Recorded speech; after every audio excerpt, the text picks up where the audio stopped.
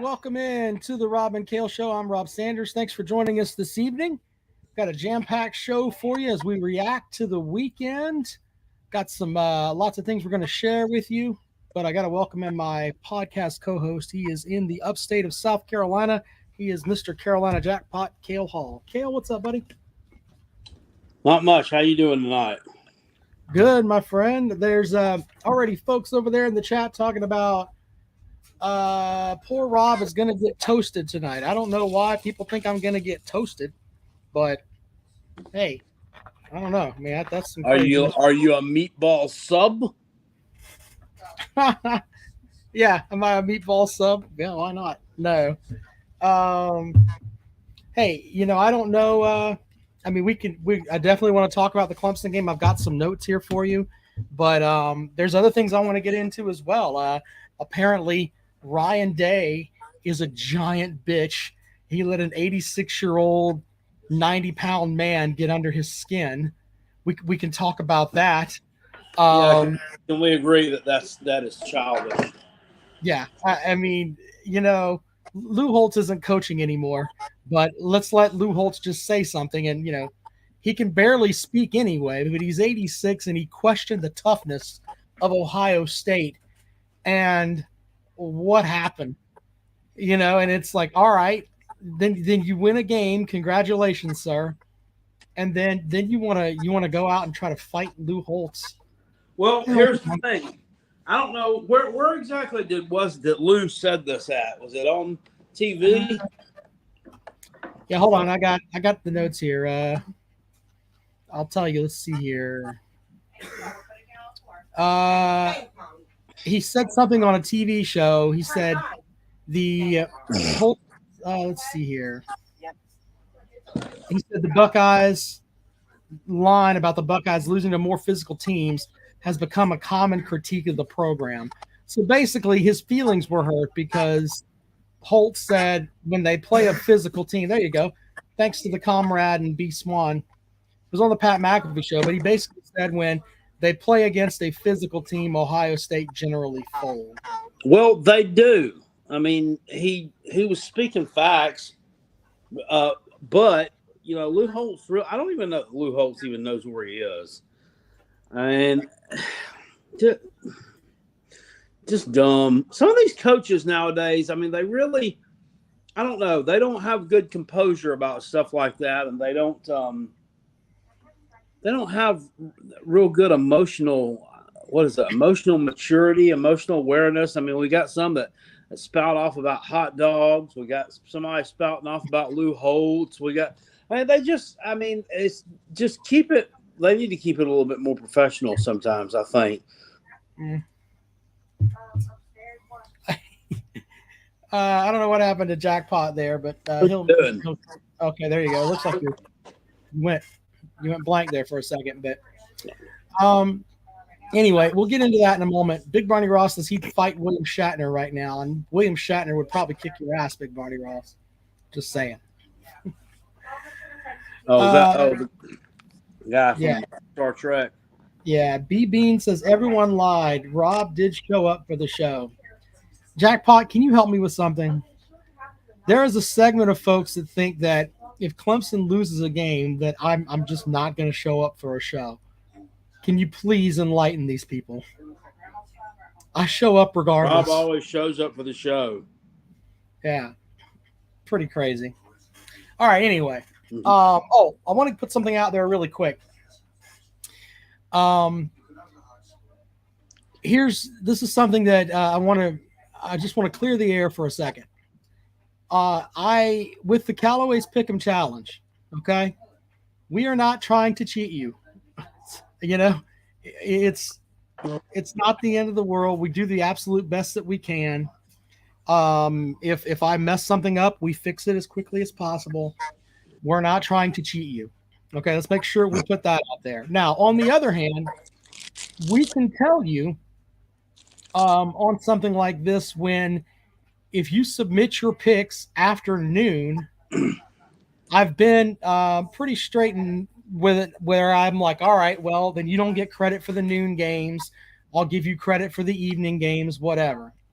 But it's at a point now where it's becoming tough to sit here and be like, okay, this guy picked this guy picked that. And then after a while, I've spent an hour and a half just making sure that everyone's picks are correct, the ones that they pick afternoon. So stop submitting your picks afternoon. From here on out, I am not counting any selections that are in after 12 o'clock. Okay? And it's nothing against you. You forget your picks. I'm sorry you had a bad day, whatever. It's way too much to keep up with to go and see who had their stuff in and, who waited until 1:30 and then you could see whatever. I don't want to do that anymore. It's not fair to everybody else that submits their stuff on time. If you submit your picks afternoon, they will not count. All right. Everybody understand that. I want to make sure that we're clear because it's not fair. Can we agree on that, Kale? Yeah, I can't believe that you're approving any of them to begin with. Yeah, I mean you have all damn week. I mean, he puts it out on Wednesday morning. You have all day Wednesday, Thursday, Friday, and half the day Saturday. It just Baylor man with his pedo bear says if Comrade scored the picks, no mistakes would be made. Fuck you, Baylor man. Anyway. All right, so let's thank our sponsors really quick here. Callaway's Bar and Grill, Callaway'sBarandGrill.com. Go by and check them out. They sponsor the Callaway's Pick'em Challenge. If you're in Columbia, that's the place to go. You can go to a local spot that's actually owned by people that are there, not some corporate ass place. Go to a local spot in Columbia. Callaway's Bar and Grill, Highway 1 diagonal from the Walmart. Callaway'sBarandGrill.com. All right, so we also have the Basement Bookie. I put the link in the bio, and I told you guys you should subscribe to the Basement Bookie. He is 5-0. She, I don't know. I mean, I got an email from, I don't know who the Basement Bookie is, just being honest with you, but 5-0. The Basement Bookie told you that you should take TCU minus 6.5, and he guaranteed they'd win by at least 2 touchdowns. They won by 17. It's free money going to the Basement Bookie. It costs $5 a month. You get 2 months free just by going to the link that's in the bio. The Basement Bookie link is right there. You get 2 weeks just for watching our show. Go by and check him out. Subscribe. And I've seen some of y'all's picks. Y'all could use some help. You really, really could. So use the Basement Bookie. He can help you out. All right, there you go with that. Also, we have Dennis Wilson, DNC Trucking and Transport. He does fireside chats with Uncle Jackpot. Jackpot, read away. Let's see what we got here. It sucks to be a Gamecock. How much of a suck ass are we? We bask in the glow of a Clemson loss more than a Gamecock win. Clemson is our standard, and we are just not the same. It sucks to be a Gamecock. Go Tigers. That message courtesy of Dennis Wilson, DNC Trucking and Transport. You know how you keep that from happening? You win your games. Right. You win your games. Rob picked Clemson to beat FSU, and then he's laughing about it. Uncle Lou, if we went through all the picks you missed, sir, I'm not. And once again, to quote Uncle Lou, I'm not going to apologize for picks that I make about football. So to quote the Uncle Lou in this show, there you go. All right, Jackpot, you want to talk about the Clemson game or the South Carolina game first? You go ahead and pick. I can do. Let's see here. let's get the South Carolina game out of the way first. South Carolina went out and did what they were supposed to do. Would you agree? Yeah, they did what they were supposed to do. The game was the score of the game, the flow of the game. It was too close relative to the product that was on the field.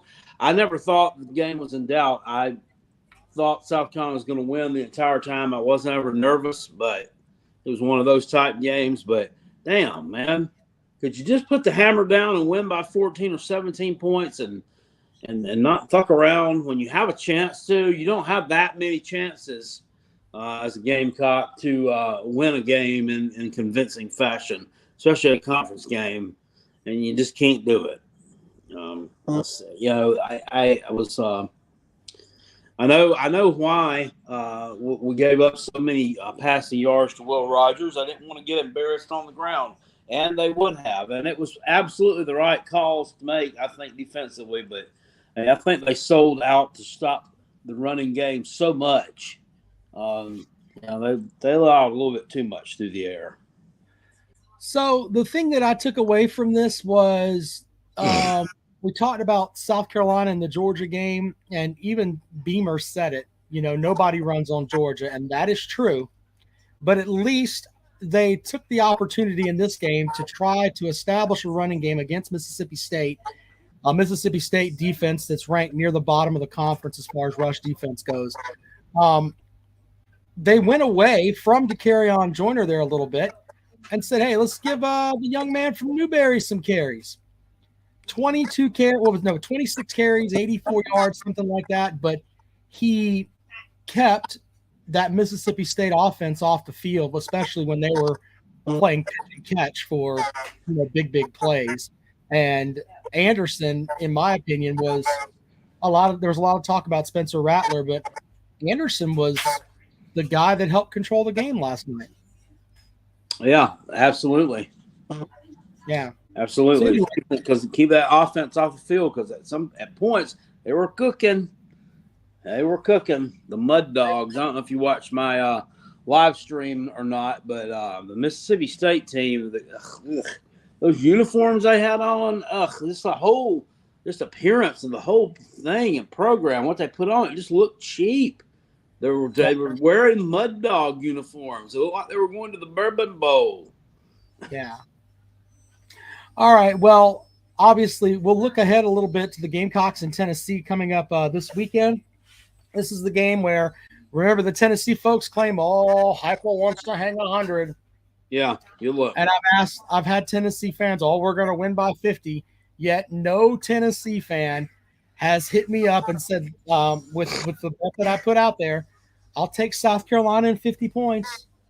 Do you want to run those mouths? I'll take South Carolina in 50 points. I'm not saying the Gamecocks will win, but 50 points, you want to run your mouth right there for you. Come on down, let's go. And of course, none of them want to do it, but we'll have time to break down that game here shortly, Jackpot. Yep. So I want to talk about the Clemson game for a moment. First of all, a couple of notes. D and over in the comments section says Rod doesn't know how to pick games. In our contest, I was 9-2 last week. I won 7 the week before. I'd encourage you to get in the contest because I'll mop the floor with you because I can see the way that you type, and it tells me you probably couldn't submit the Google form. Moving along, Bow Hunting says I'm dodging with the Clemson stuff. No, man, I've got notes. I wrote notes. You were 9-2. What were the 2 games you got wrong? I missed Clemson and the LSU Arkansas game. So anyway, here's some of the notes that I had. I could sit here and give you sunshine numbers and say, the Clemson defense held Florida State to 22 yards on the ground on 20 carries. So that's about a yard a carry. But I can also tell you that Florida State said, screw it, we're going to pick on that secondary, which is what they did. And they were able to move the ball down the field. Dabo Swinney said this at the end of the game, talking about the last call. Here's what he said. At the end there, when Clemson had the ball in overtime, 1 yard, they need 1 yard. Apparently, they put a run-pass option play in there. And that's what they ran instead of, hey, let's just line up and just get the 1 yard. He says at the end there, the 3rd and 1, just situationally, that's a job we got to do better as coaches there and help our quarterback. The ball's got to get handed off. That's just built into what we do. But we got to make sure that we lock that, and that's not an option. So that's on us. We expect him to hand the ball off right there, but that's where we can do better as coaches. So with that, he's basically saying Klubnik wasn't ready for that play.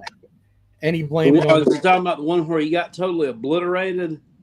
No, but I have something on that. I'm talking about the play in overtime where it's 4th down and 1, and they try to throw the screen pass to or whatever it was to Randall, and Randall catches the ball and then goes backwards, and that ended the game. That's the play he's talking about there.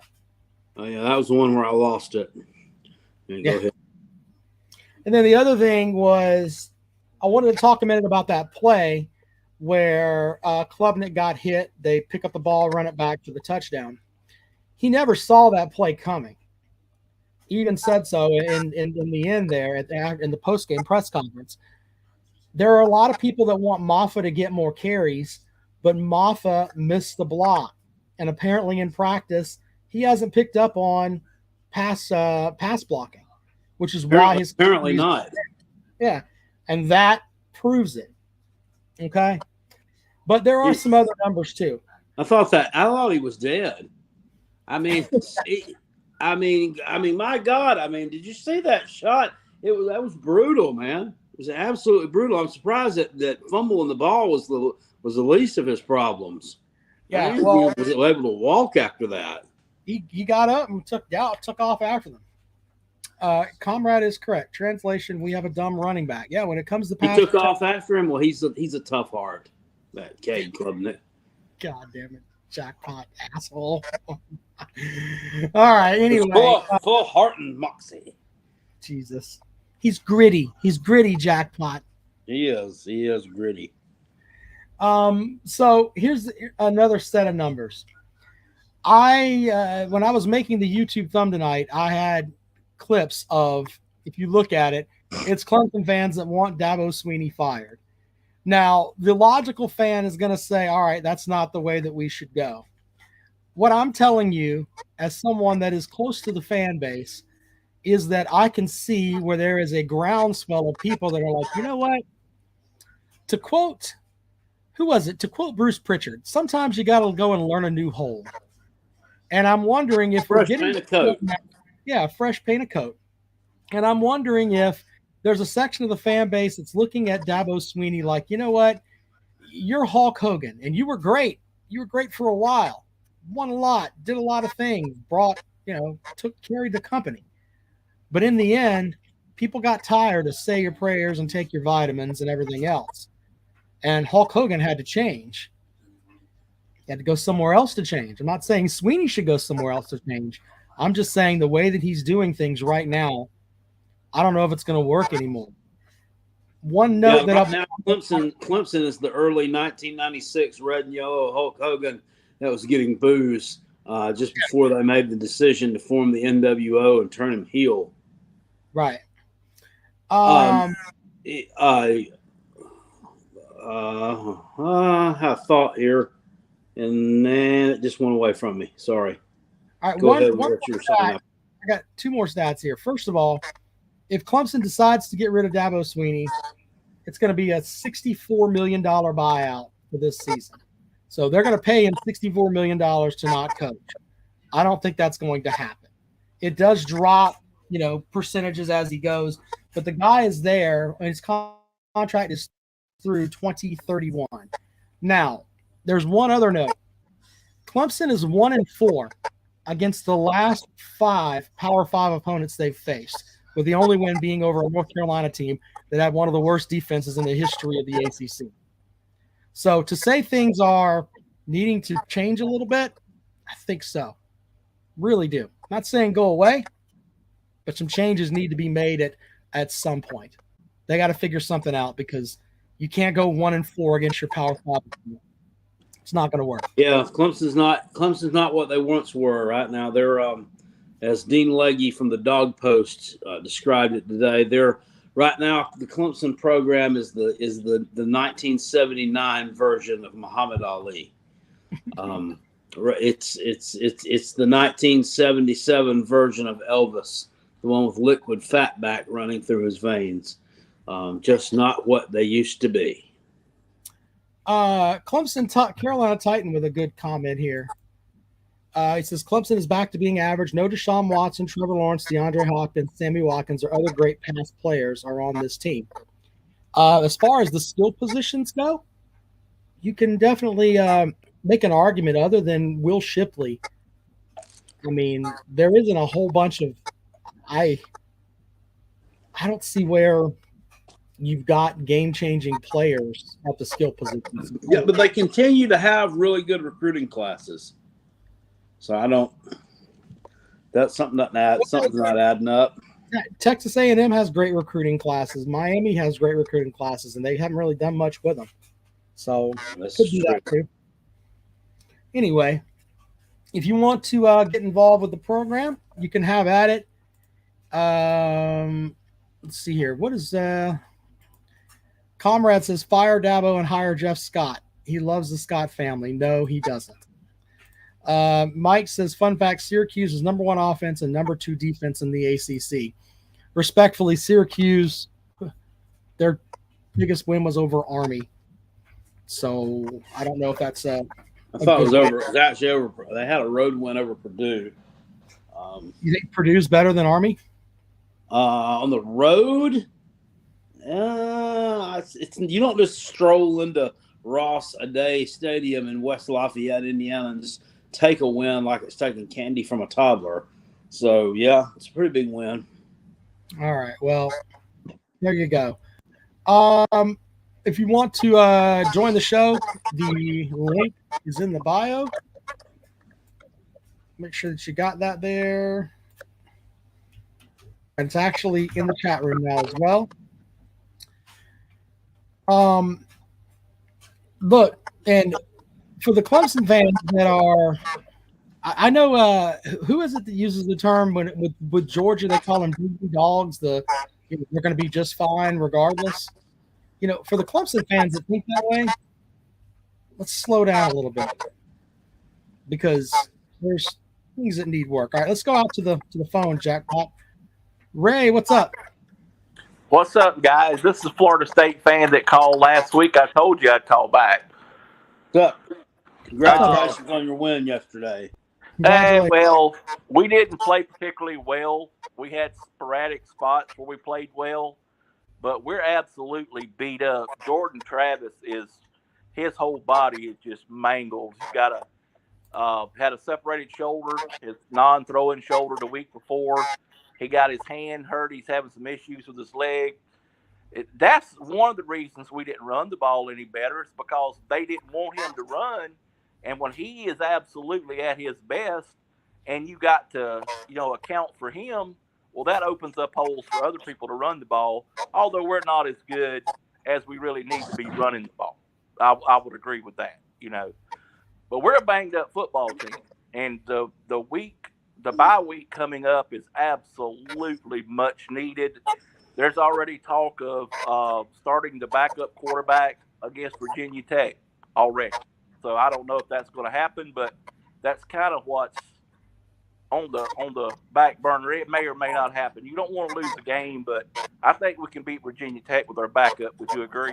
So y'all are probably going to start this year's version of Sean McGuire against the Hokies. Kind of, sort of, yeah. Yeah, I wouldn't see a problem with that. I mean, you should be able to win that game comfortably.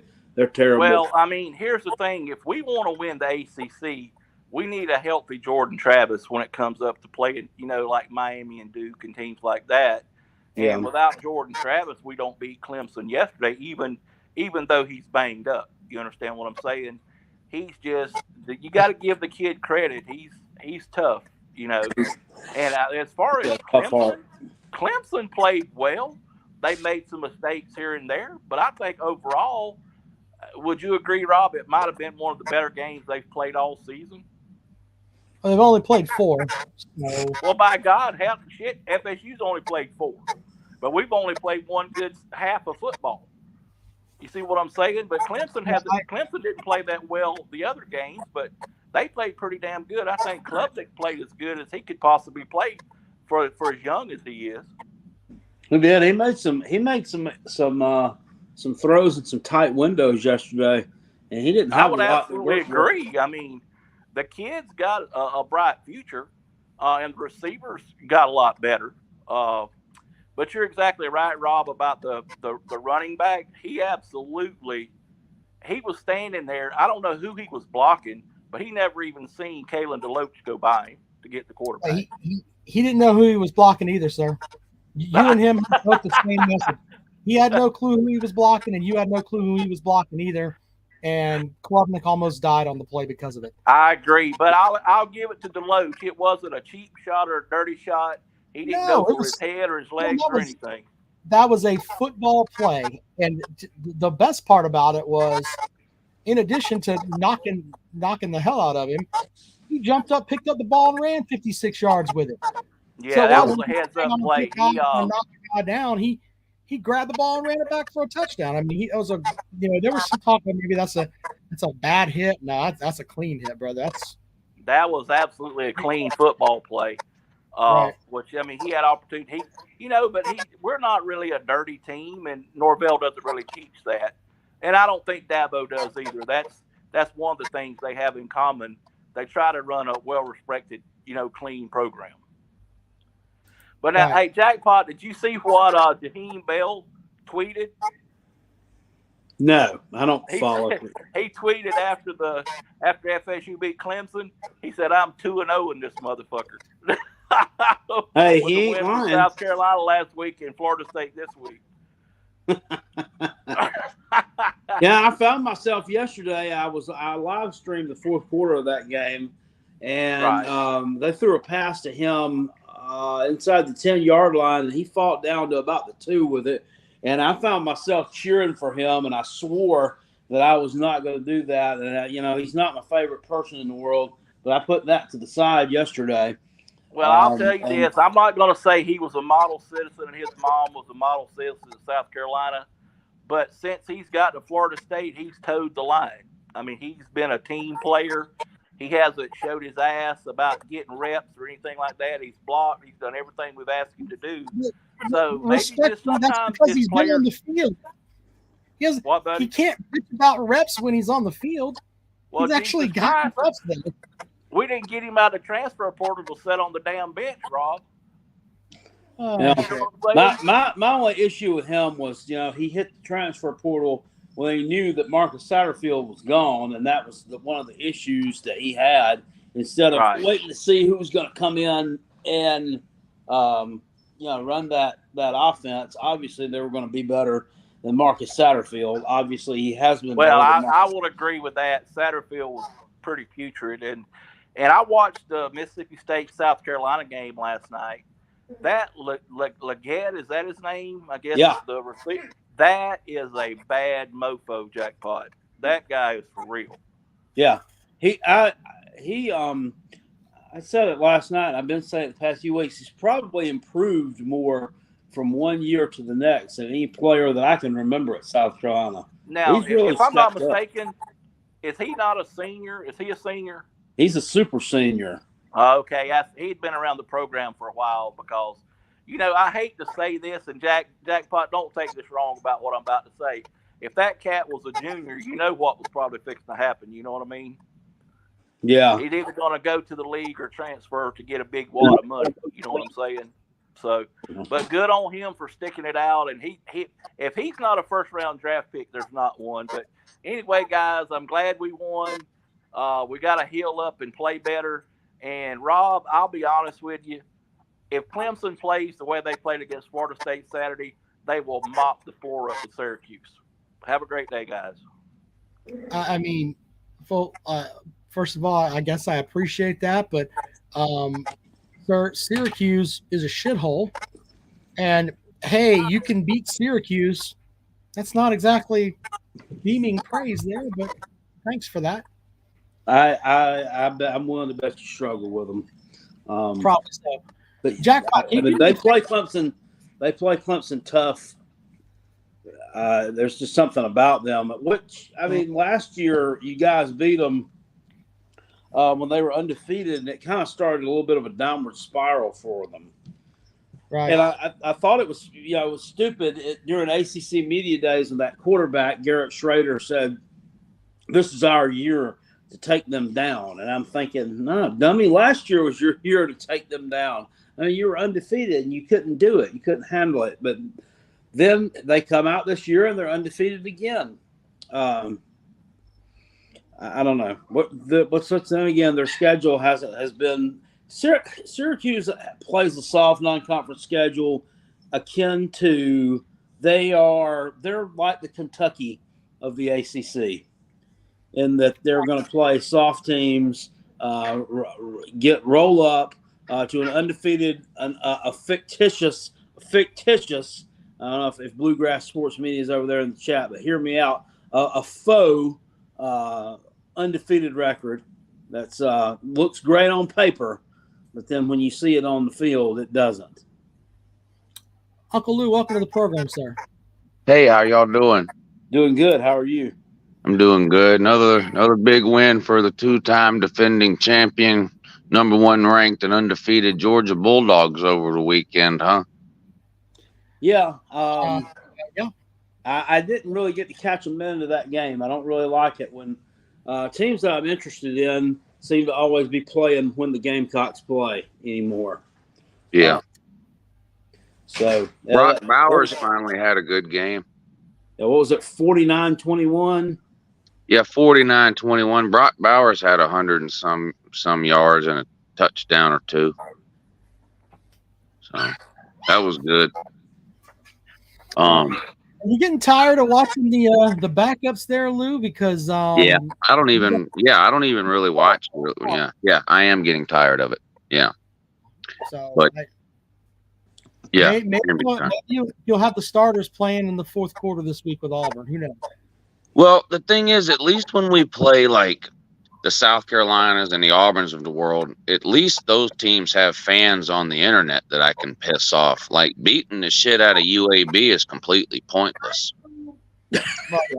I mean, you can only make so many Trent Dilfer jokes. Yeah. I heard they just got internet on campus, so yeah. When is Lad McConkey going to be back on the field? Postseason. Yeah. He's on the George Pickens, A.D. Mitchell plan where they only play in the postseason. You only see him once a year. Yeah, you only see him in December. He's like December. Yeah.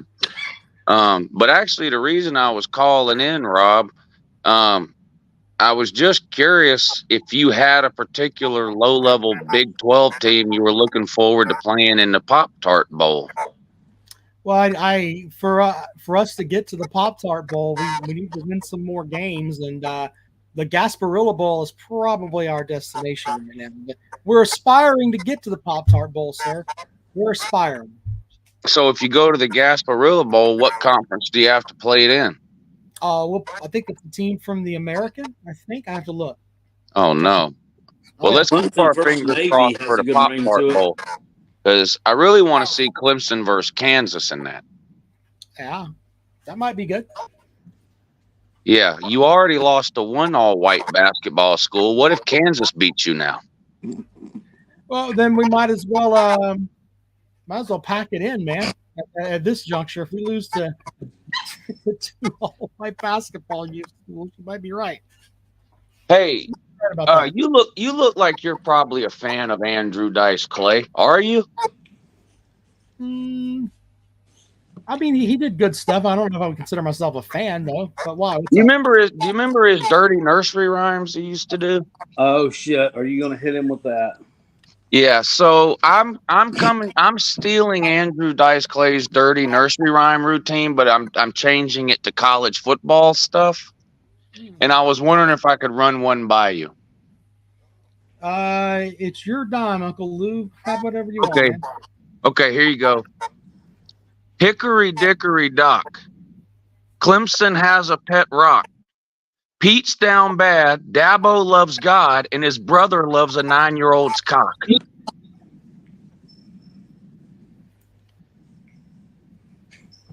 Jesus.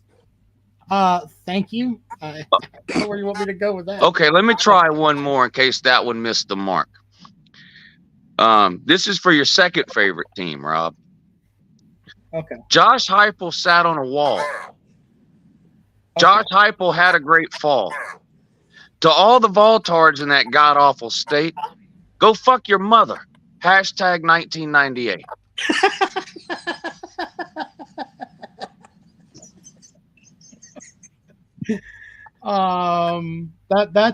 That's pretty good. That's pretty good. Jack and Jill went up the hill. You know, I don't have any. Jack and Jill went up the hill. She whipped out her tits to show. Texas and Miami beat a ranked team. They're both going 100-0.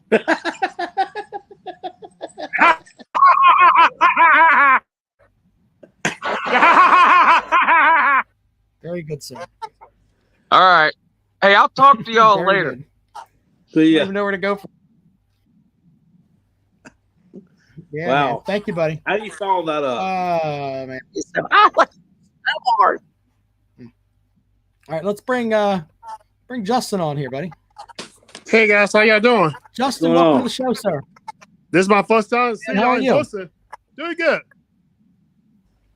What are you talking about? You came to the baseball game. We have a picture of you at the baseball game with us. Oh, y'all do, huh? Yep. I Yeah. had before win yesterday, but our defense, they need some work, man. They do need Yeah. some work.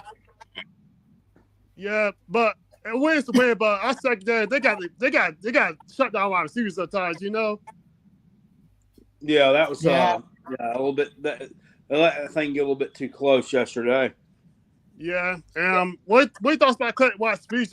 He's getting warm, you know. What's that, buddy? I didn't hear you. I'm sorry.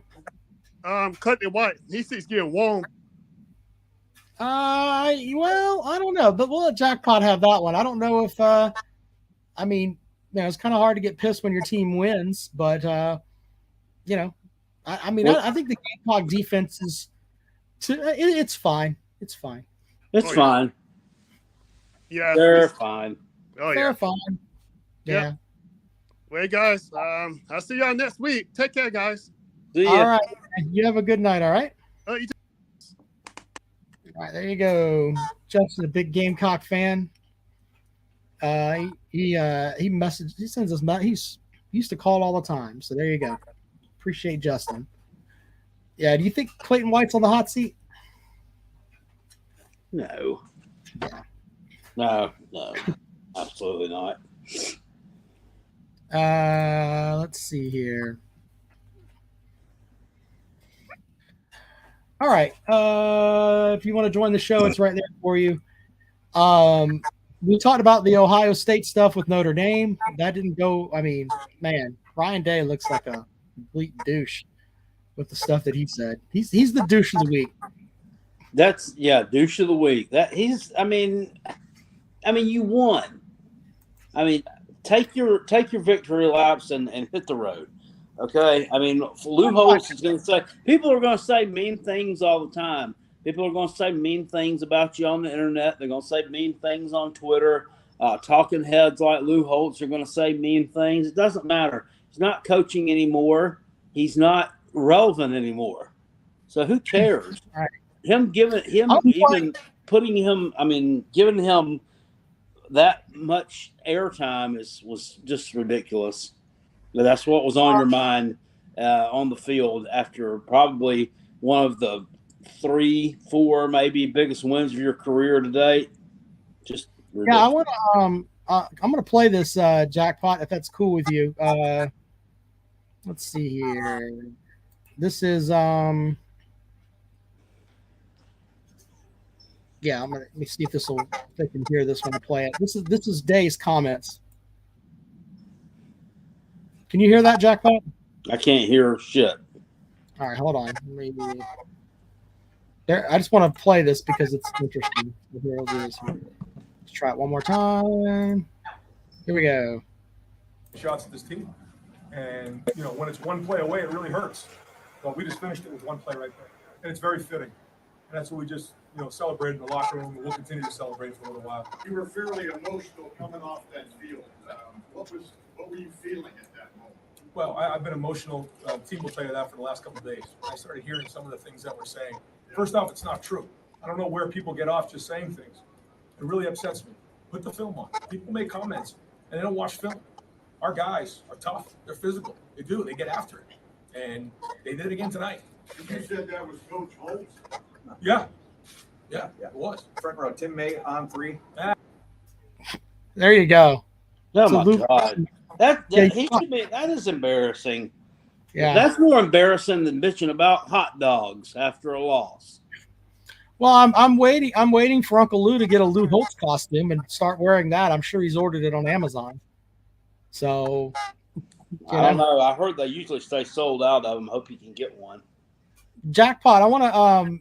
For some reason, we're getting feedback, and I think it's coming from your end because when I mute your mic, it doesn't happen anymore. Can you leave and come back in and see if that'll reset it for us? Yeah, sure. I can leave. Yeah, just come right back because I want to. For some reason, we're getting a little feedback there.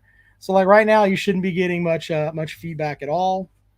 But anyway, something with Jackpot's setup there should be gone now. You shouldn't be hearing anything over there. Just saying, it was kind of buzzing in my ears too. Anyway, let's welcome in. Rob has an SEC bias as we wait for Jackpot to get back into the show. Hey Rob, how you doing? What's up, buddy? How are you? Doing good. I had an excellent week in the Callaways. I think I went 10 for 11. That's pretty good. Yeah. Which one did I miss? I think it was it was the Cal Hall shitter. Of course it was. Bryce let me down. Misses the shitter. Yeah, you picked a fucking steamy one last week, Cal. How many? What are we talking about? How does that sound, Rob? Is it any better? A little bit, I guess.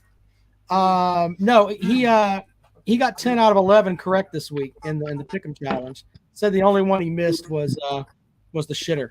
Jesus Christ! Why is it whenever everybody else has a good week, whenever I have a decent week, everybody else has a good week? God. Well, the thing is, like all around, I must have placed. I think I had like maybe 20 bets this week. I mean, everything cashed, man. I think I only lost maybe 2 bets and had 2 pushes. You know, it was just an excellent week for sports bettors all around. Did you bet the basement bookies pick? Oh, of course I did. 4-0. How could you not? He's 5-0 now. The dude's nasty. Back, man. He just gives out free lunch. Maybe it's probably a woman. I mean, it's written like a woman wrote it. Very, very soft and stuff. So that is ridiculous, bro. Well, Rob, I know you're disappointed in what happened. I am. But I came here to talk about the Gamecocks. I really think South Carolina is pushing forward into the next step. I mean, week after week, they're having high caliber recruits come through. All of them leave impressed with what they see. I'm starting to see more and more actually where they're asking for NIL donations, which tells me we're probably in the run-in for a lot more big-time prospects. I think a Gamecock football account just posted asking people to sign up for the Garnet Trust today, as a matter of fact. But what real quick, you mentioned players coming in. South Carolina's got an issue with retention, and I'll give you a couple of examples. Marshawn Lloyd for Southern Cal last week, 13 carries, 154 yards. Jackpot, remember Deshaun Fenwick? Yes. Oregon State. He transferred from South Carolina to Oregon State. 11 carries, 101 yards, and 3 touchdowns. So what does that tell you? All of these running backs, in addition to the kid at Florida State, you had 3 guys that ended up being legit back at Power 5 schools that were once in that Gamecock running back room. The idea needs to be, hey, you're getting guys to come in. That's great. You really need to start figuring out how to keep some of these guys because you're obviously evaluating talent the correct way and you're getting guys that are that can make plays, but you got to keep some of these guys here. To be fair, and I was waiting on this to come up, Marshawn Lloyd always has looked great against a bunch of tomato cans, which is what he's done at Southern Cal so far. Wait till he starts playing some of the Utahs and Washingtons of the world and starts taking some hits. He'll be sitting in the bar hanging out with his deep thigh bruise. Yeah, I mean that's a really good point. I now that I think about it, all of his best plays in the Carolina uniform came against fucking D2 schools. He's great. He's hurdling guys last year against Charlotte and South Carolina State, and then when we needed him against Tennessee and Florida, motherfucker was nowhere to be found. Yeah. So, but and I'm surprised Deshaun Fenwick's still playing. That motherfucker's got to be old, man. He's probably a super senior too. Yeah. But and what I really came to talk about is, I think Fishing football over in the comment section says Lloyd is legit. Shut up, crackpot. Yeah, I never said he wasn't goddamn legit. He's legit against tomato cans. He hasn't played anybody yet. Wait until he starts playing some tough teams. That was the problem at South Carolina. Always has been, always will be. Don't tell me to shut up on my own goddamn comment section. You can go eat a dick. How about that? That's what you can legit do. Is it the entire dick jackpot or just half of it? All of it. If you don't eat the entire thing, you're not getting enough. Well, I think that week 1 game for South Carolina's O-line was a fluke. I mean, I know what the narrative's been, but every game but that week 1 game, I think they've looked solid. I think we're getting, it just became a narrative after that week 1 game that we've got a poor O-line. But, I haven't seen it these past 3 weeks. So I think we're good. We're going to be good there moving forward. I want to share something really quick here, just to kind of reaffirm what Jackpot is saying here, and what Jackpot is saying is somewhat correct, because when you look at Marshawn Lloyd's stats, and I've got them right here for you. This is his first season. 14 carries for 55 yards against Eastern Illinois. That was his high on the year in 2021. In 2022, he had 39 carries for 349 yards. 11 of those came against, let's see here. He had 11 against Georgia State, the big game for 30 yards, by the way. 15 for 169 against Charlotte. I guess we could talk about the Kentucky game, 22 carries for 110 yards. That was his shining moment at South Carolina. So there's definitely some grit to what Jackpot said there. So 110 yards against a bad Kentucky team. Anyone who watched South Carolina, anyone who's kept up with South Carolina football will tell you the same damn thing, though. It's only the people from outside of the team who look and say, "Oh, Marshawn Lloyd's the he's good. Yeah, he's great. Yeah. I'm not saying that he was the greatest thing ever. What I'm saying is that if he were there this season, the Gamecocks wouldn't have had to go shopping for a running back and having to carry on Joyner ended up taking snaps there. That's all that I'm saying. He's a Power 5 runner. So let's make sure we're clear on that. If I'm being honest, I don't see much difference between Mario Anderson and DK. If I'm being completely real. Hold on. Are you serious? Or are you goofing here? No, I think they both. I mean, you got to open up holes. The thing with DK early in the season is he's running straight into the fucking D line because I just praised the O line, but the run blocking's been atrocious. You can't really. You're saying it's more of a plug and play type system, is what you're telling me. Yeah, back there as long as the line is opening up holes. Is that where you're going? Yeah, I mean, I don't think either of them are going to be game changers, unless that's what you think. I think they're both, I think that relatively the same talent. In my opinion, Mario Anderson is he's a better running back than Joyner simply because of the fact that he's played more snaps there. I mean, Jackpot, what do you think? Yeah, he's a natural running back. That is his position. I mean, that's what he does. He is a running back. Dakarion Joyner is not a running back. Well, I understand that. I haven't seen anything personally from Dacarrion Joyner, where I look at it and I'm like, yeah, that was a mistake because he hasn't played running back before. Like, he runs the ball tough. You know, the fumble that he had last night. I mean, that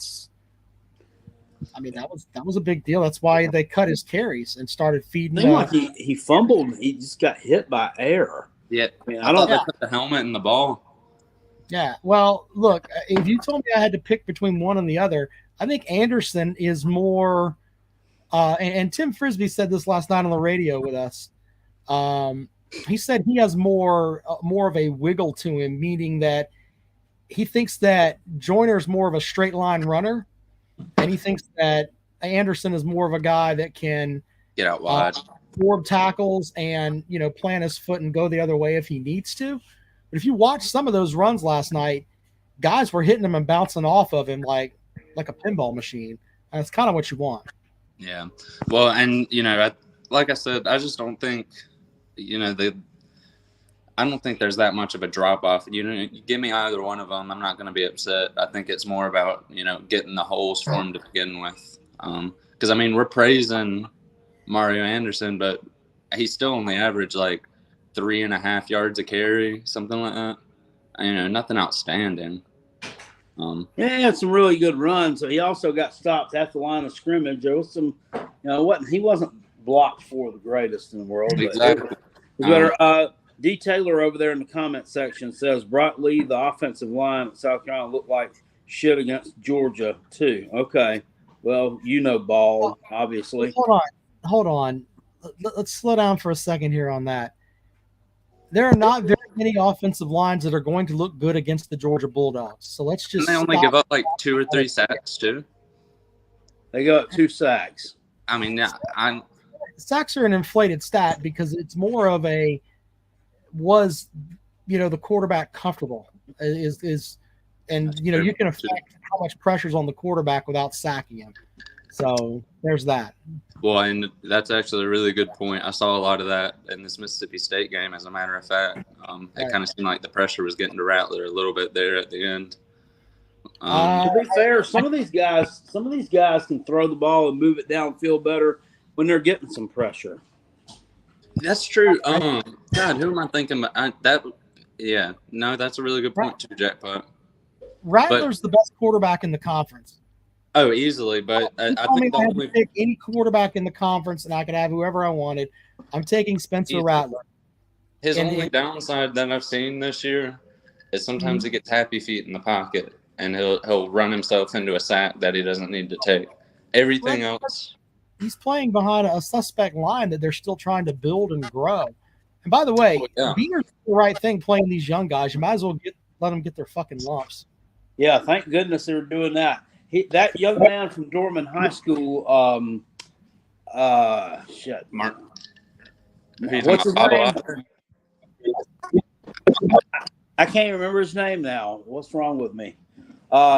He would be playing some too if he got injured, so he's out for the year. Oh, you're talking about Marky Anderson? Yes. He would be playing some too. Him and Oluwatosin.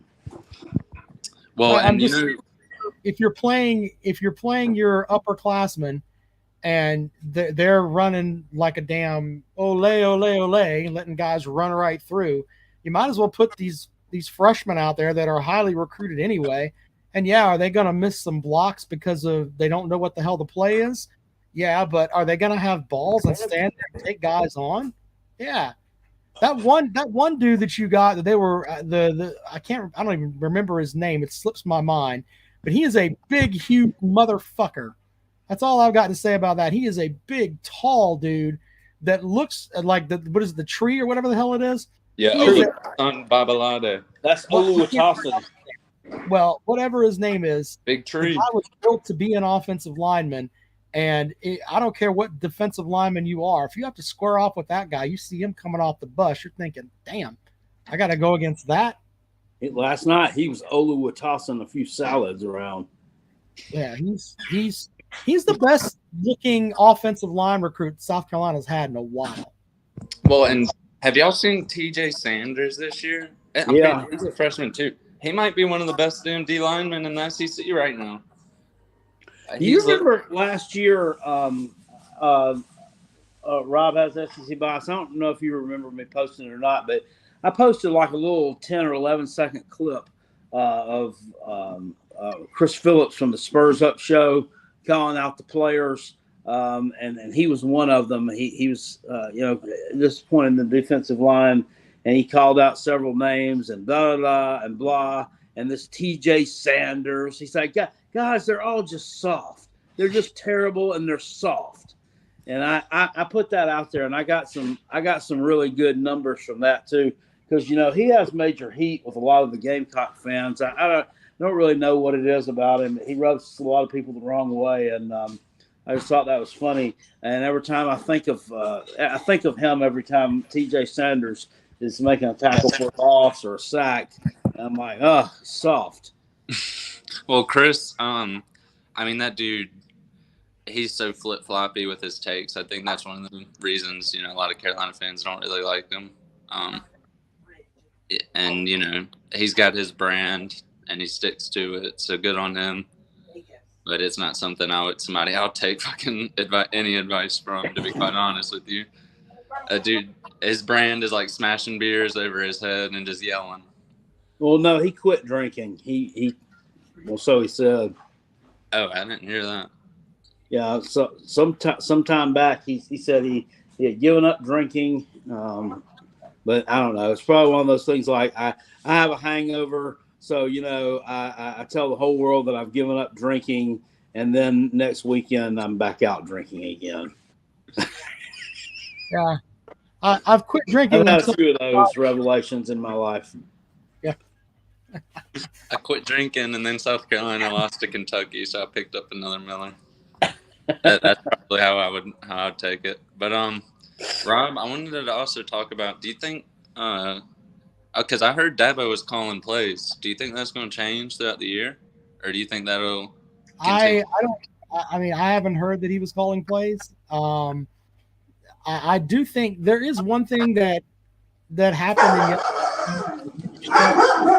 Apparently, he went up and he was chewing the hell out of on the sideline. Yeah, that's a good one. Yeah, I saw that. Here's my thing on that. First of all, the Clemson defense is ranked like 10th in the country. Why? They are a solid statistical defense that is not playing bad. But I think about this. I don't think that he would have, if he would have done that shit to Venables on the sideline, Venables would have slapped the shit out of him on the spot. I mean, think about that. I mean, Wes Goodwin commands no respect. He's going to roll up on Skeletor, and Skeletor's not going to kick him in the face. That's going to happen. So Yeah, I think Dabo's gotten to a point now where at one point he had guys there that would challenge him, a Chad Morris. I mean, even Tony Elliott would be like, look, this is stupid. Whatever. He had guys there that would challenge him a little bit, and they would make some changes or whatever. Now he's got a bunch of, yes, Dabo, yes, Dabo, yes, Dabo. There's a good bit of that now. He's got to get rid of some of that shit. And if Riley is letting him call plays, then what the fuck are they doing?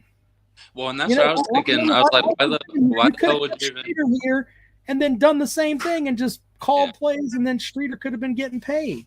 That's exactly what I was thinking too. If he ended up calling plays, why the fuck did they even hire the man to begin with? Just to bring a Why playbook? hire this brilliant offensive mind that people say that he is. Now, to be fair, the Clemson offense has moved the ball up and down the field. They didn't look good against Duke. Turnovers killed them. But on the other hand, they've played well. Come here. So Come here, Yeah. baby. I don't know what needs to change. It just seems like for the past 3 years, the momentum for Clemson has just kept going down and down, no matter what decisions y'all make. I don't know how he brings it back at this point. well, I mean, the one thing he's got to do is, first of all, talent can win out. You got to have some talent. So they got to keep where they're at in the recruiting. That's important. But he's going to have to open up and say, hey, we need to hit the transfer portal. When people are serious, they're like, this and all that. You just got beat by a Florida State team that 64% of it, I think was the number, are kids from the transfer portal. Well, and how nice would a kicker have Never been? developed a player from high school to go to the NFL. That's who just beat you. And Your how nice sister was the kicker in of there it? and all that. That was great. But you just got beat by the transfer portal. They came into Death Valley and beat you. If that's not something you look at, then I can't help I you. think Garrett Riley's problem and why he's losing games is he doesn't have the talent at Clemson that he had at TCU. Fuck off. Well, certainly they have. I don't think Clemson has anyone Quentin Johnston. If we're being honest, Clemson doesn't have anyone that could, touch Quentin Johnston's jockstrap. They don't. They also don't have a Max Toughheart Duggan. Well, yeah, Max Duggan's. I would take Max Duggan over Cade Klubnik. I would take Max Duggan in a heartbeat twice on Sunday. Now he does probably have a better O line at Clemson, but from yesterday. What did you say? I asked Jackpot if he was still drunk from yesterday. I wasn't drunk yesterday. I was providing good, insights into what was going on yesterday. They need to get you up in the booth, Cal. I'll tell you that much. They probably wouldn't kick me out of the booth, to be honest with you. Yeah, well, I could see Jackpot if they called him up, it's like, we're going to put you next to Todd Ellis. You're going to replace the guy that sits next to Todd Ellis. The first quarter, I can hear Jackpot saying, "God damn it, tackle that motherfucker!" Can't stand it. Brock Lee says, "I know. I'm sorry, wrong comment." Right above Brock Lee, Detailer says Tony Elliott dresses like he's 14. That's okay. Well, did y'all see that Charlotte coach? I don't know if y'all caught a picture of him. That dude looks like he's coming straight out of the fucking trailer. He's wearing like cut-off jean shorts and like a sweaty ass white sleeveless shirt. I've never seen anything like it. Is that Biff Poggi? It might be. That's his name. Was he wearing like a? Didn't they say he had on like an old sweatshirt with the neck cut out of it and the sleeves? And the sleeves. Like an old 1980s workout. Dude looked like a retired NFL fullback going out there to coach a game, and then he's got two state troopers dressed to the nines next to him, and he's coming out looking like an absolute grease ball. Nobody answered me last night the live stream, Rob, and I was kind of wondering about this. Maybe you'd know about this one. I've noticed this phenomenon for years and never really asked about it, but I noticed there were two Mississippi State troopers on the sideline behind Vin Diesel. The Mississippi State coach, Vin Diesel. Zach Arnett looks like an older version of Vin Diesel. And a little chunkier. You said last night on your show that he was a fat Vin Diesel. Yeah. Well, where the Mississippi State troopers come in? Do they go on the road games with these teams? I mean, do we have South Carolina State troopers like go to Vanderbilt? Yeah, there's a state trooper that goes with Swinney and with Beamer. Yeah.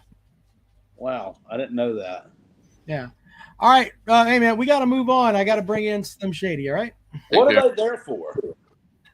To protect the coach, I guess. I don't know. I mean, I'm sure the coaches need security. Why wouldn't they just have, if South Carolina went to Vandy, why wouldn't they just have a Tennessee State trooper over there? I don't know. That's a good question. I mean, they have, from what I remember, they have like a couple state troopers that make sure when the Gamecocks travel and at the stadium too that they're taken care of. I mean, it's a waste of government money, but who's to say, Yeah, it seems like that would be. I wouldn't want to. I hope that none of our men in blue are having to duck any mustard bottles this coming Saturday night. Wouldn't it be great if we took those two state troopers and said, you know what, Shane Beamer, Dabo Swinney, insert whatever coach here, you're a leader of men. You got these big-ass offensive linemen that can walk you to and from the bus. What those guys doing, let's take those two officers and let's make them school resource officers in schools so that we actually have a cop there instead of some paid-for security. Maybe that would be a better idea. I know. That's kind of harsh to think about, though, right? Let's add Slim Shady Canes to the show. What's up, buddy?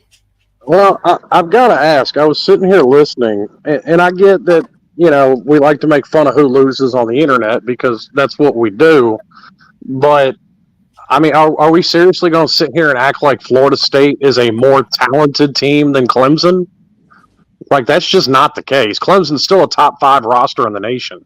Well, you can have a top 5 roster in the nation, but if you don't win, no one gives a fuck, sir. You know that as well as I do. Well, yeah, I completely understand, but once again, that's why exactly that we should be making fun of them, because it is a coaching problem as opposed to a talent problem. And to act like, listen, what I saw out of Clemson offensively yesterday is probably the best I've seen out of them since Trevor Lawrence left. Well, in fairness, what did that get them? It showed me a couple of things. Number one, Wes needs to learn what pressure on a quarterback is and stick with it. That was fault number one I saw with yesterday's game. And fault number two was, and this goes more towards the end of the game, it almost seemed to revert back to Streeter or Elliott-esque play calling, which says to me that Dabo has his fingerprints all over that offense, and he's not letting Lincoln Riley or Garrett Riley do what he was hired to do. Yep. Well, once again, we don't know for certain if Dabo Swinney is calling plays or not, but we can assume things, and that's fine. I personally, I don't like the adage of, well, we had a more talented roster and we should have won. Oh, but you didn't. You didn't. And there is the thing of, hey, you have the coaches there and all that, and that's a problem. And I'm fine with that. But on the other hand, the scoreboard at the end of the game is what matters. Holding them to 22 yards rushing on 20 carries or whatever, no one gives a damn. It's about that score at the end of the game. That's all that matters. Oh, I completely agree. I'm just trying to look towards the reason why Clemson lost, because obviously I'm not a Clemson fan, but we have to play both Clemson and Florida State. Make that clear. Clemson had, what you were saying makes a lot of sense. Clemson had shitty coaching. The play where they could have thrown a Hail Mary, there's that. Running out a kicker that was on the beach in Charleston a week ago to go and kick a damn field goal for you in a top 5 matchup. I want to talk about that for a second, Rob. Yeah. So let me get this straight. So this guy, he was on the team last year and he graduated, but he still has a year of eligibility left. Right. Mm-hmm. So he was, from what I understand, so he was an investment banker in New York or something like that. So the story is he had a job in New York City and he was going to work for an investment bank there, but he was taking some online classes. And apparently Dabo Swinney's sons were sitting around with Swinney last Sunday and said, hey, this guy he's still enrolled at school. He could still play. And apparently what that's telling me is that they have zero faith in the freshman kicker, Robert Gunn. So they brought this guy back because he could make extra points. And from 40 and in, he's supposedly at a 19 for 20 clip or some ridiculous number like that. That's why they brought him in. So I was under the impression he wasn't working in New York City. He has a job there. He's got a job there. He had an apartment there, and he was supposedly moving there very soon. Okay, that just, I mean, I don't understand why he wouldn't have just politely said thanks, but no thanks. I don't. But that's just maybe me. He had that opportunity. But look, Swinney talked him into it. I mean, that's basically what it boiled down to. But and Billy Cole's right. If the guy makes the field goal, Dabo's a genius. He missed the field goal. Yeah, I'm with you on that. But the point is that you got yourself put into that position where you needed this guy who literally was on the beach a week ago taking some online classes. You needed him to kick a field goal for you to knock off a top 5 opponent at home. I think that's a little bit about roster management. I think that Dabo just got kind of complacent having B.T. Potter there for so many years that he just didn't really cultivate a plan to replace him. Yeah, I mean there's that too. But then the play call at the end of the game, that's all on them. they mismanage that shit. They look like Eli Dorkowitz out there, the way that he handles the end of games. It's like Swinney went to his school for clock management. He really, really looks silly out there. Speaking of him, everyone in Missouri land is like, all is forgiven with him now after their big 7-point win over Memphis. I'm just waiting on them to start calling for his head on a stake again after they lose to Kentucky or whatever. They lose to Vanderbilt because that would be the Mizzou thing to do. Yeah, that's a prime one to, and I'm looking real hard at that. The Kentucky, it looks like they dominated on the scoreboard yesterday. Kentucky took 2 passes back for touchdowns yesterday. They had 2 pick sixes against Vandy. You take those away, that game's a lot tighter than what that score indicates. Now I think like maybe 5 people watched it because it was on during the Clemson Florida State game. But that's just what I'm reading from the box score. All right, well, Slim Shady, you got anything else there, buddy? Yeah, something else I've got to ask, and I really haven't heard a whole bunch of people talking about this, but on that last touchdown that Ohio State got against Notre Dame, how is nobody looking at the fact that coming out of a timeout, Notre Dame had 10 men on the field? How do you do that? I don't know. Marcus Freeman had some kind of excuse for it. Something about he didn't have a timeouts left, and he realized they didn't have but 10 people there, and he was going to try to get another defensive lineman out on the field, but that would have cost his team a penalty.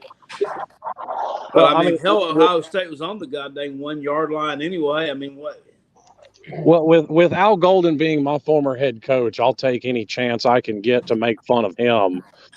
Once again, I just don't see how it's possible coming out of a timeout that you don't have your right defensive end in the game, and then Ohio State scores against right where he should have been. All right, well, that's a good point. Hey, man, thank you for calling, bud. We appreciate it. Yes, sir. All right, is Al Golden on his staff? Yes. He's on. He's Marcus Freeman's defensive coordinator. I think so. I gotta look that up.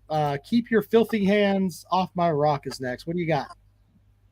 Oh, what's going on? Hi.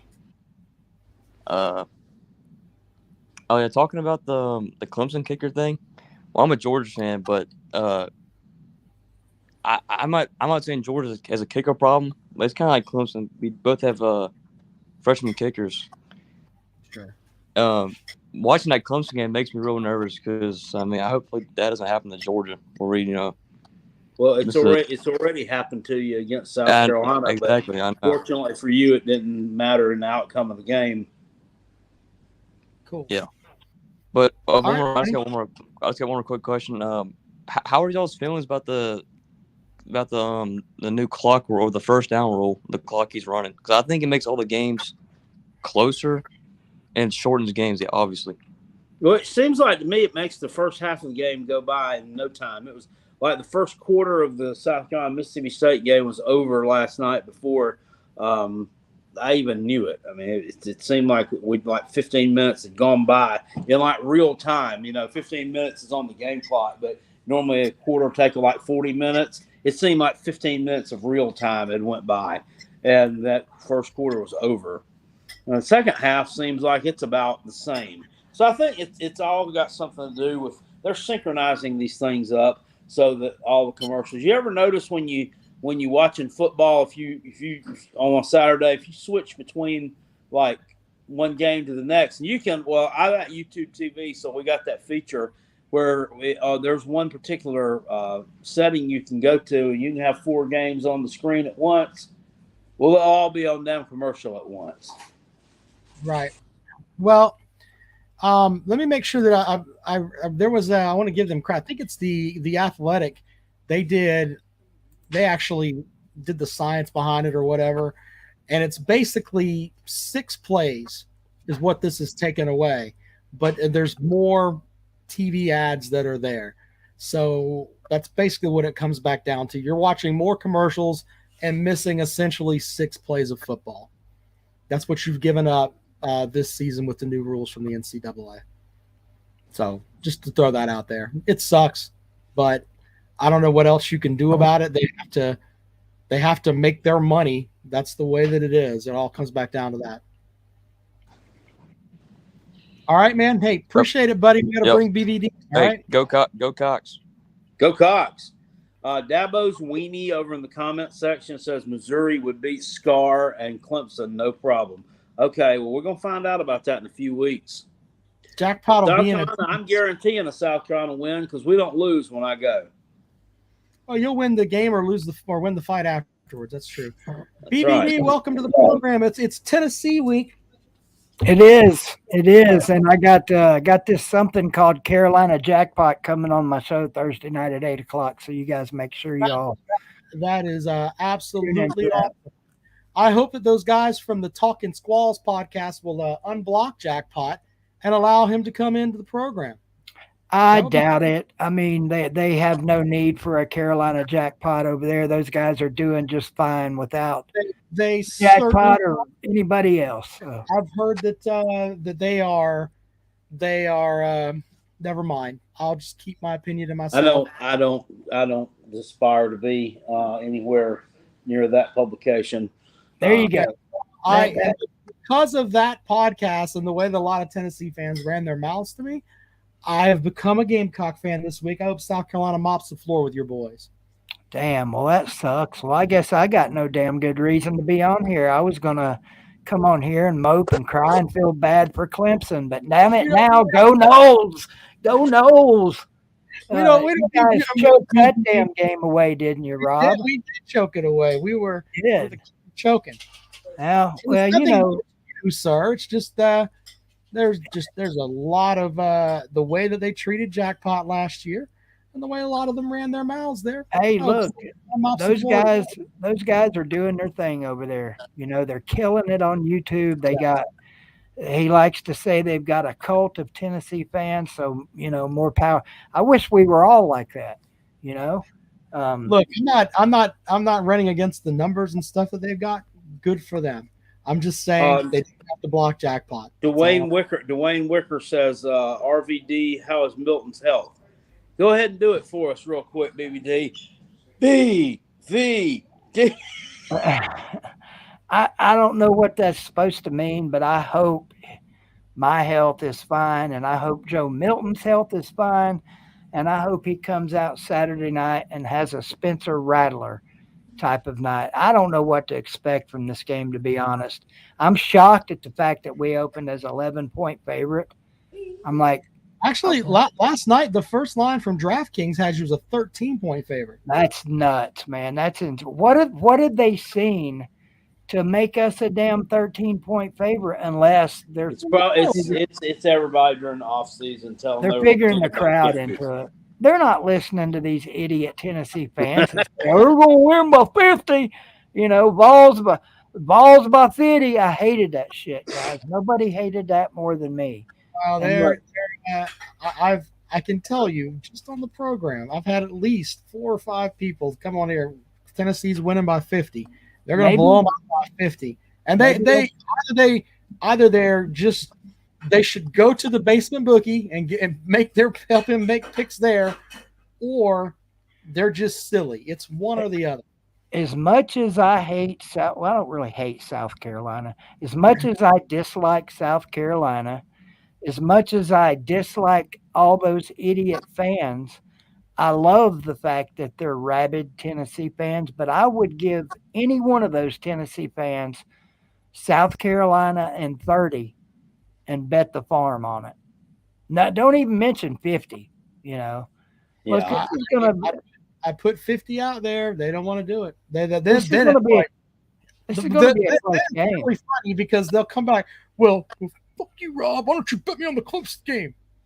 Well, Clemson's not your team, sir. You were talking about your team was going to hang 50 on South Carolina. They're going to win by 50. No fan is devoid of idiot fans. We've all got them. I know.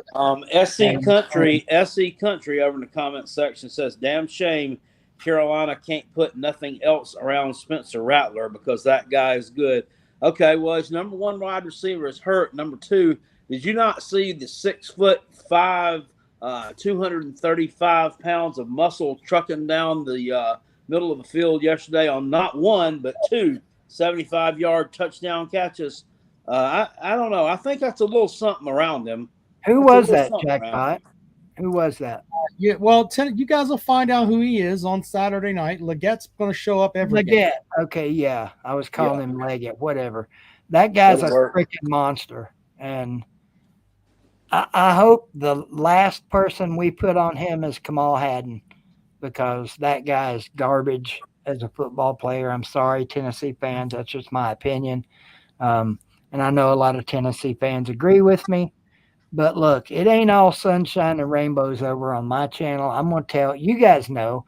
I'm going to tell you exactly how I feel about you're the only Tennessee channel that I watch, because the rest of them are all sunshine and rainbows, and Josh Heupel is the Messiah and everything else. Sports Talk Jay does a pretty good job. Yeah, Sports Talk Jay's realistic too. He's just here to have fun. I have to give Sports Talk Jay a chance, because make a few people laugh. And look, I know you guys don't like talking balls. I get it. I get it.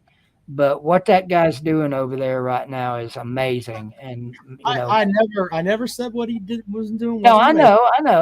You're talking about the whole Jackpot and Boogie don't like each other. I hope he gets the crabs and his arms are too short to scratch.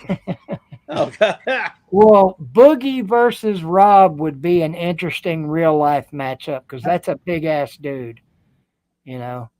So maybe we will, maybe we won't see that. Fact of the matter is, if you two ran into each other out in public and didn't know who each other was, you'd probably fist bump and like each other, because you're both college. Well, Jackpot wants to be mayor, so you're probably right. Yeah, Jackpot running for mayor. He should run for mayor. I'm running for mayor of Bowling Springs. I was going to say, what are you running for mayor of Utztown? Oh, that too. I can't double dip on Bowling Springs though. But I hear you. Hey, listen, I appreciate you. I want to bring in before we get out of here, but that's else? Cool. I was just going to talk briefly on this whole timeout thing and clock running. If you guys will notice, and I'm sure you have, the time slots are still the same. Yep. Nothing has changed except for more commercials. And the way to fix that, if people want to fix it, they can do like my roommate and just record the game and watch it later. I can't do that. I can't stand that. I mean, the trying to sneak around and not hear scores and all that. That ain't for me. I want to watch it live. Commercials gives my old ass a chance to go piss or whatever. And so, hey, you guys have a good one. I'll see you Thursday, Jackpot. DVDs. We hope that you guys have a good game this week. And I hope that no one there at Tennessee shows their ass, and no mustard bottles, etc. I hope it's just a good game for the people. Let's just hope that happens. I'm gonna go to the game and take a bag full of ketchup bottles. That's Why not? You stick out. Thank you. Hell yeah. Appreciate it, buddy. Hey, you guys have a good one. All right. Let's see here.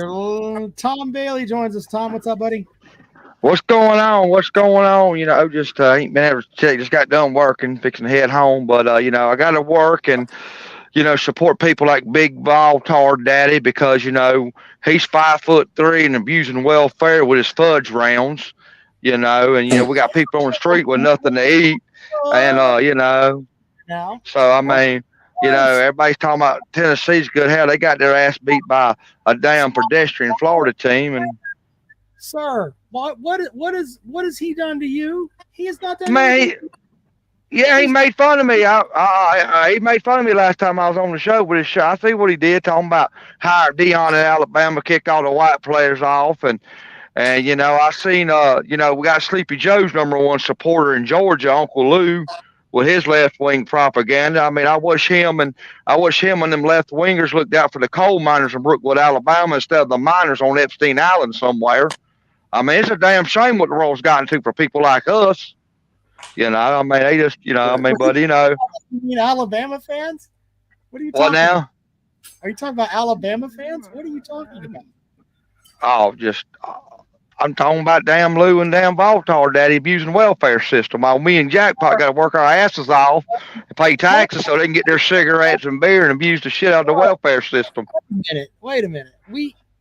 I can deal with a lot of things here, but you don't have to say stuff like that, man. You don't have to say things like that. What is wrong with you?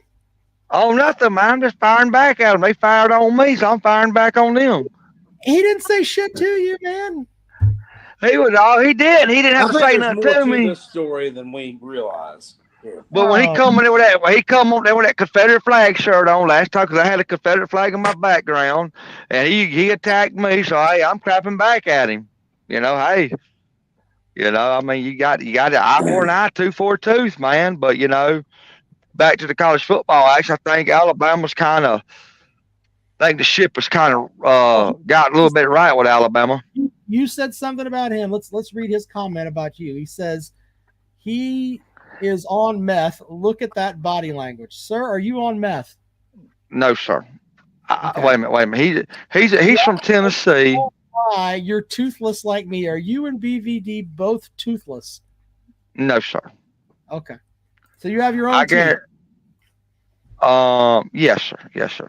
Yes, sir. That's all. I mean, he's throwing these things out there. I mean, you were throwing stuff at him. I mean, give him the opportunity.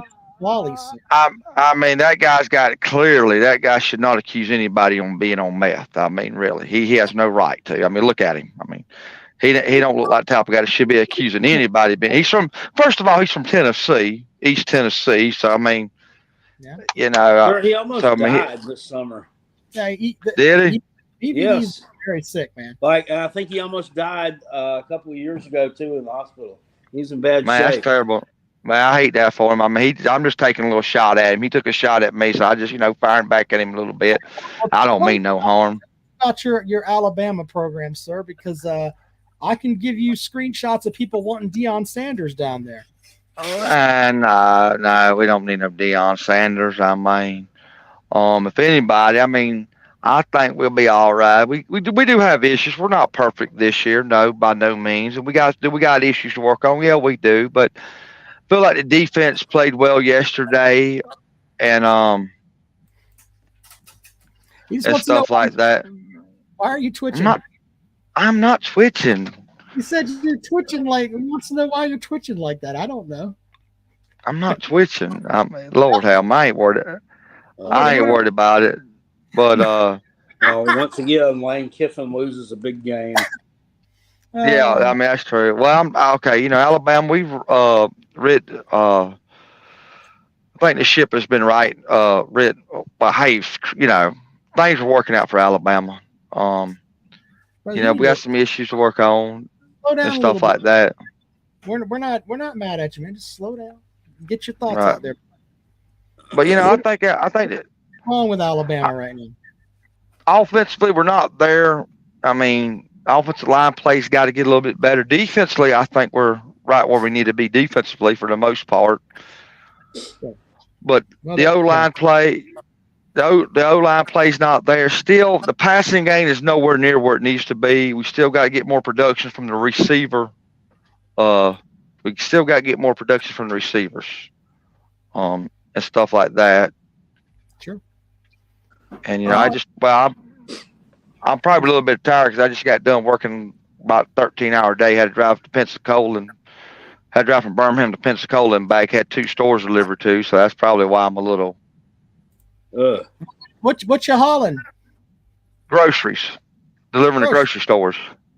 Yes. Yeah, like mom and pop grocery. So yeah, so I've had a long day and been drinking a lot of. Well, if anything, anybody want to know what I've been drinking? I've been drinking these dang ghosts.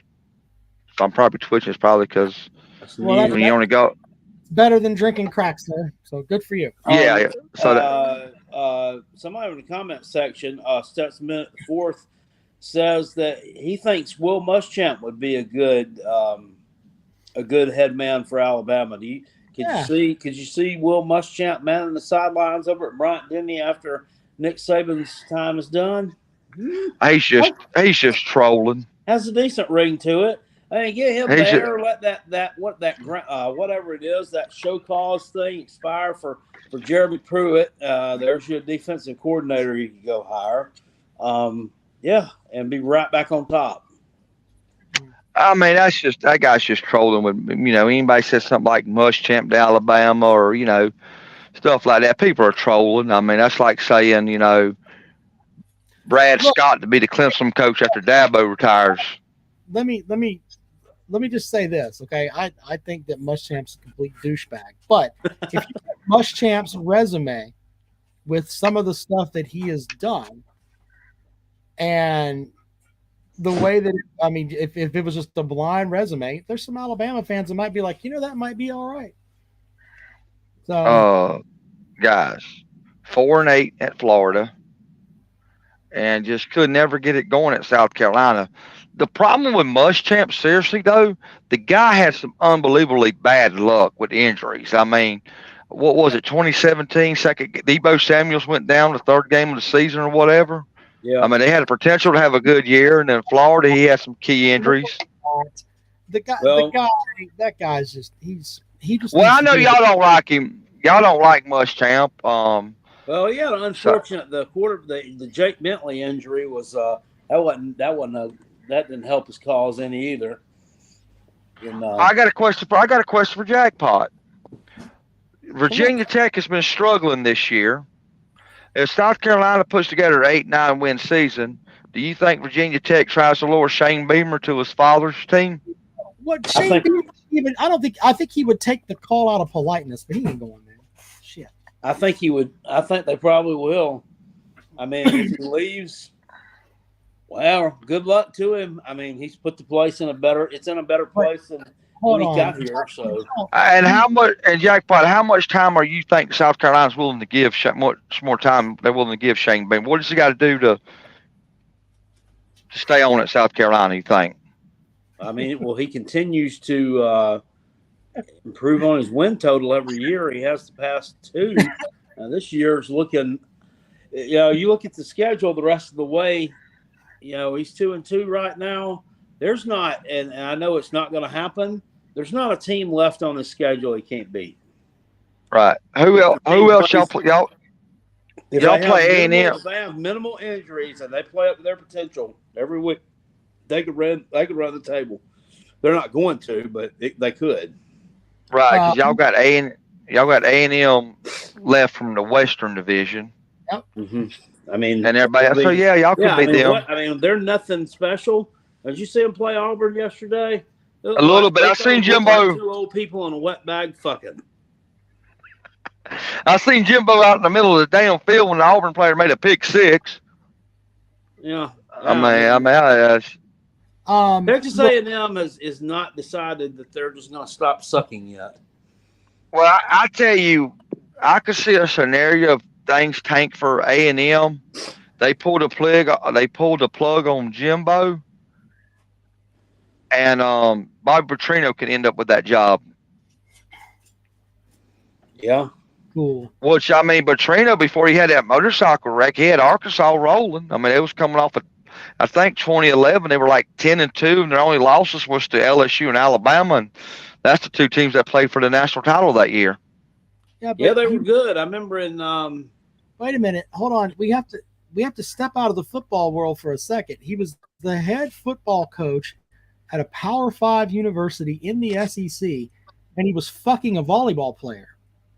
And then he lied about it to the point where, I mean, he got into a motorcycle accident because of it. I can't remember all the details. You can't give Bobby Petrino another job. He hasn't earned that yet. I mean, he literally was screwing a student. That's bad. But I mean, if you fire a coach, if you're Texas A&M, you fire Jimbo mid-season, say it goes to crap, and they fire Jimbo mid-season. I mean, who else are they going to put in that interim coaching? Well, they'll do something, but I mean, he may get the interim tag, but he's not going to be given the keys to the program. That's not going to happen. But if he did all that and it was still, why would you even hire him as an OC in the SEC? Because being the OC doesn't mean you have the keys to the $400 million football program. And what made it bad was when he got in that motorcycle wreck, instead of calling the proper authorities, he called his buddy that was the team's, like the highway patrolman they got to be the team security. That's who he called to report the accident to. He didn't call the local. They're giving me the grief over there in the chat room, like she was graduated and whatever.